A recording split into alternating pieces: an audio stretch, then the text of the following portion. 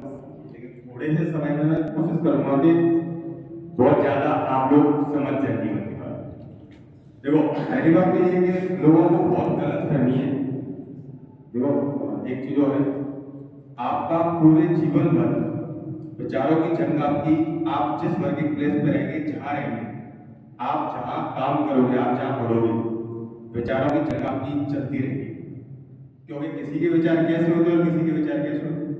तो मैं केवल अपने विचार प्रस्तुत कर रहा हूँ यहाँ पर। आप माने न माने या आपके ऊपर है, लेकिन हो सकता है कि आपको रियलाइज हो जाए कि हाँ साहब ये विचार तो मानने लायक है।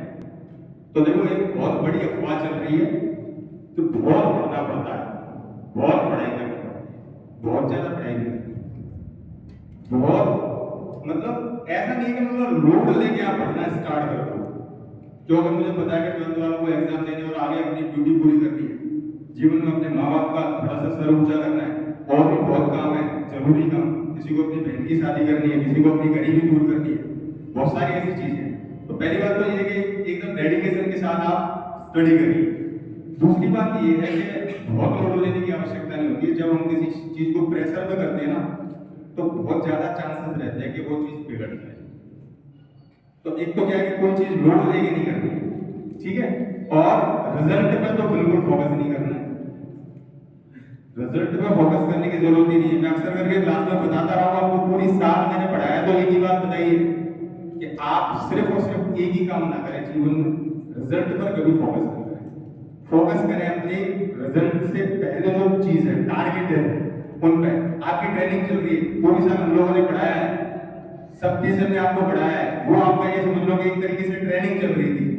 अभी आपका एग्जाम होगा 4 मास से, आपके कुछ सस्टू आपका इंतजार कर रहे हैं वहां एग्जाम हॉल में। 51 क्वेश्चन आएंगे, ये समझ लो कि 51 दुश्मन है तुम्हारे, और एक एक दुश्मन को आपको गिराना है। सीधी सी कहानी यहाँ पे आ जाती है। और बिल्कुल भी रिजल्ट के बारे में निश्चिंत रहिए।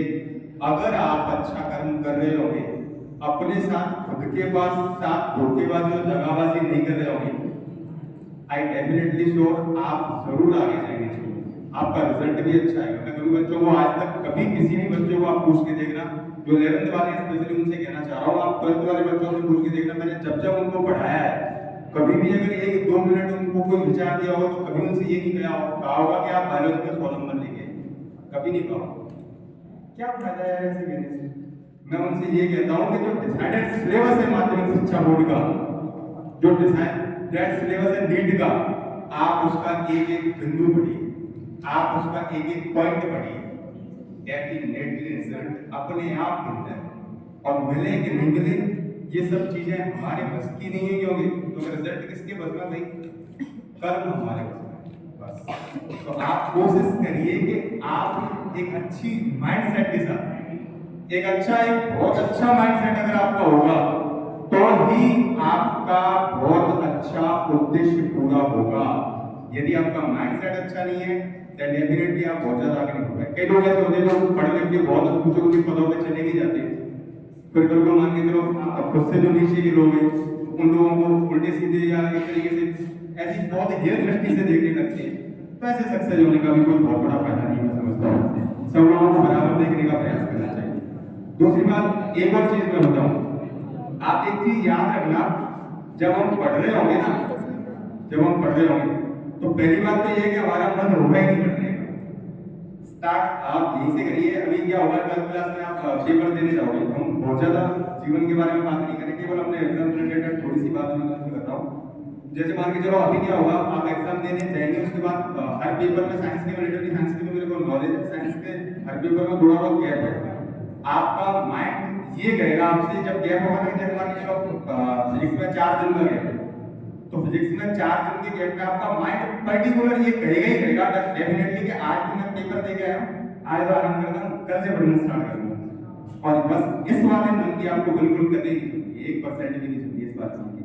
अगर ये सुनने लगे तो फिर दूसरे दिन भी ये लगेगा कि यार थोड़ा सा टाइम और है, कोई दिक्कत नहीं। तो फिर इन शॉर्ट क्या आएगा पता है कि कल का एग्जाम और आप आज पढ़ने बैठोगे, और आप तब भी उतना कर लोगे जितना इनफ है। तो फिर आप सोचिए कि आप अगर